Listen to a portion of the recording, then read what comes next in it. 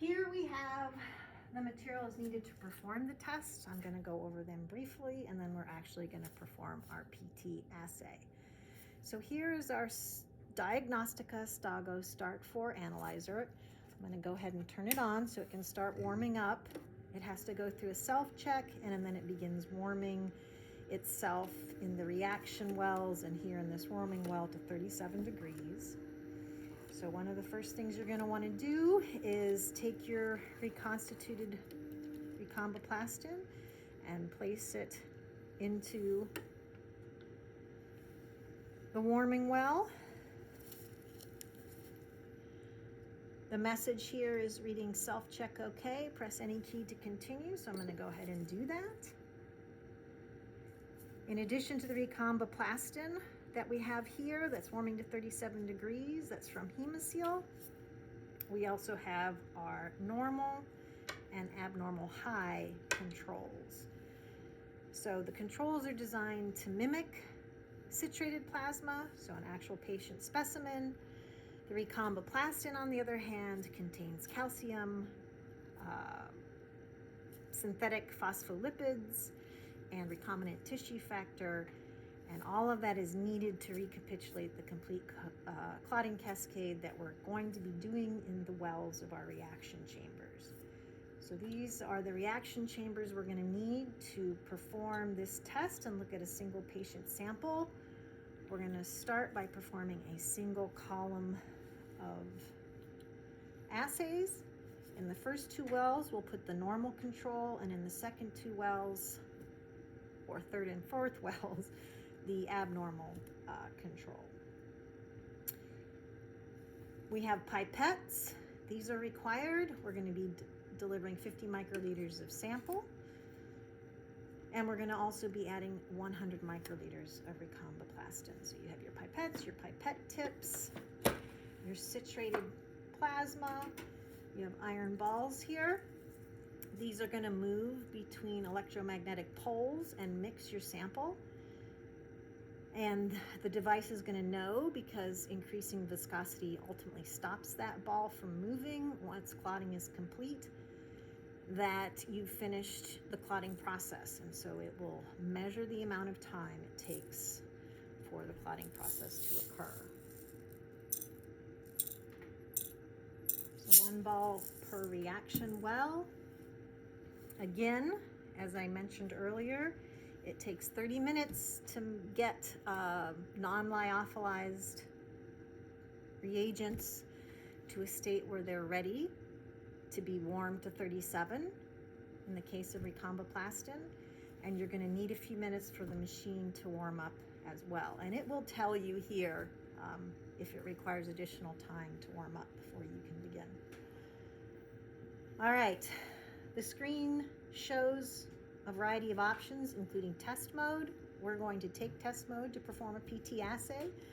You could also perform calibration or system checks, and you're going to want to refer to your SOP at your particular lab as to whether or not those are needed when running PT assays in order to validate the test procedure. But for today, we're going to go straight into the test, so we're going to hit 1 and enter. We hit into another screen that shows a variety of test options. It just so happens that the PT test is pre-programmed as 1, so we're going to hit 1 and enter again. And then the screen comes up saying patient ID. So for patient ID, I am going to enter the last 4 numbers of the lot number of my normal control. And again, that is going to go into my first 2 wells. So I entered those 4 digits, pressed enter. Patient number 2 is going to be my abnormal control. I'm going to enter the last 4 of the lot, push enter, and those samples are going to be loaded in wells 3 and 4. And then patient 3 is going to be my actual patient, and of course this is made up information on this label. And I'm going to be entering the MRN number here, 2801, for this fake patient, and hitting enter to have that patient result be printed and tied to this particular tube. Patient ID number 4, we're going to leave blank, and we're going to hit enter. And that takes us into testing mode. We're reading that we're at 37 degrees here, which is great. And we're going to go ahead and add 50 microliters of sample to the appropriate wells that contain those iron balls. And once we do that, we're going to go ahead and hit our timer.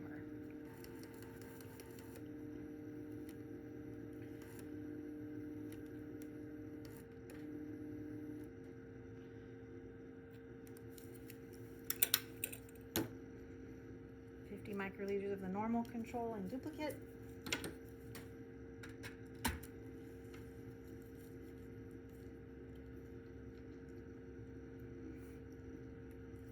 Microliters of our abnormal control and duplicate.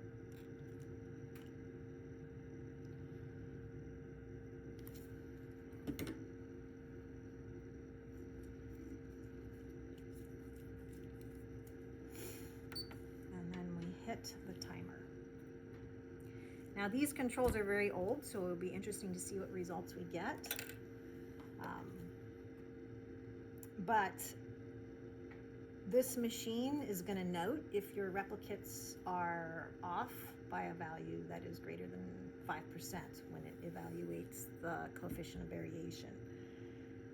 So one way that you can enhance the precision of this machine is to use an automatic pipetter that can be cabled into the back. Today we're doing manual entry, but that's an option to reduce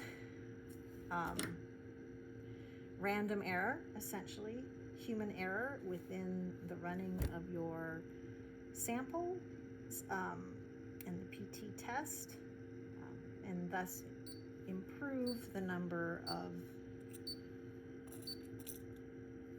analytic variations that will reduce the quality of your test results overall. So we've gone ahead, put this into the testing column. We're ready to add our recomboplastin to our wells. It's going to be 100 microliters of our recomboplastin to each well, and as soon as I add it to that particular well, I'm going to hit this button, and that starts the timing for the reaction for that particular well. I made great pains to make sure things were gently inverted before I started this video, but you're going to want to make sure to do that as well. Again, I added the 100 microliters and pressed the start button at the same time for each well.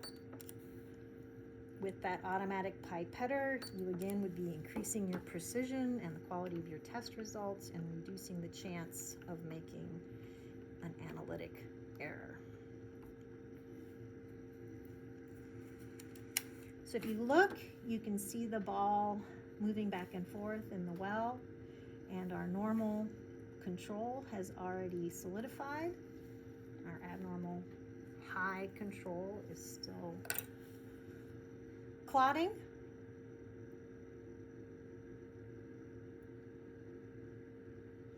And once these results are finalized, the device will go ahead and print the results. If there's an asterisk, it is telling you that your two values are different by more than 5% coefficient of variation.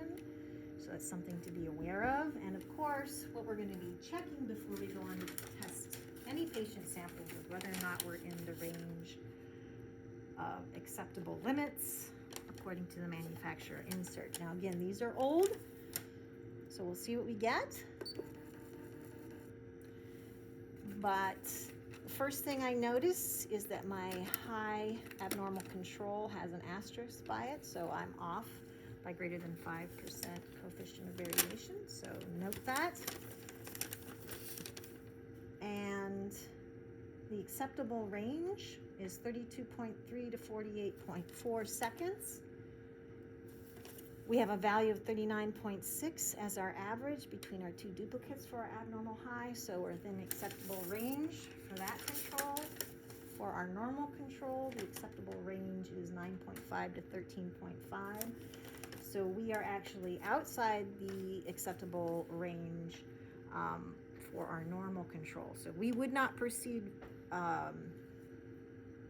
forward to test patient results if, in fact, we are performing real patient testing. Now, it is also important to note that our particular analyzer isn't on this printout. So again, student lab, who knows what this particular analyzer would perform at with this particular reagent. We're having to guess based on a related analyzer types information. Okay, so we have results for our controls. If they had both been within range, we would be proceeding. We now put in our reaction cuvettes for our patient. We actually need that in column B. And we are going to dispense 2 balls, add our patient sample,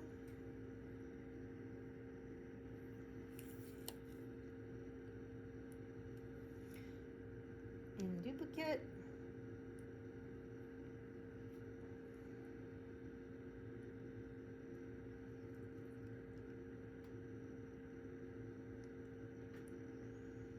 and our pipette seems to have some material in it.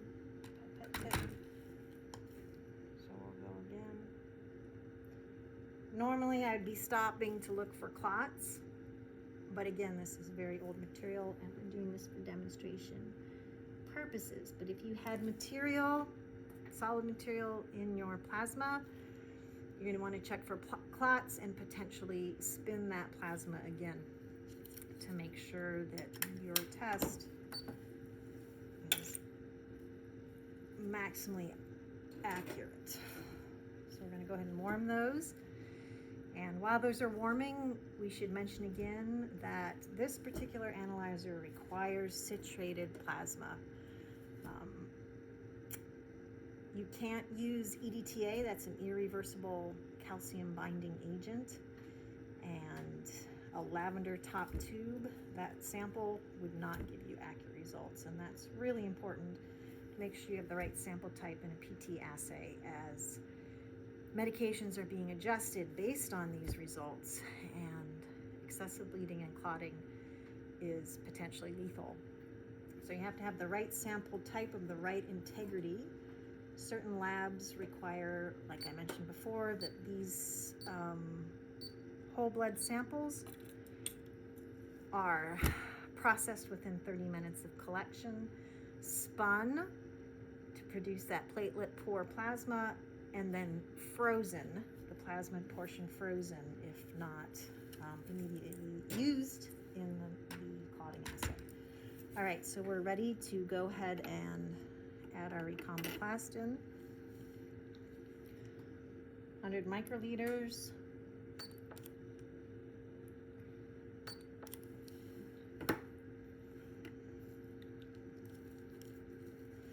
You can see our balls moving back and forth. This is a mechanical clotting assay. And once our results are established, they'll print out.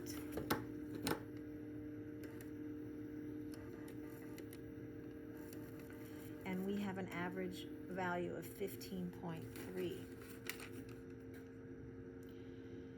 So we would be looking at our patient reference population data to see if we are in range or not. Often those measurements will fall between 11 and 12 and a half seconds. And now with this information, we are going to go ahead and calculate our INR, our PT INR, and talk about that in a minute. But that concludes our assessment of the materials required to perform the assay and the performance of the assay itself.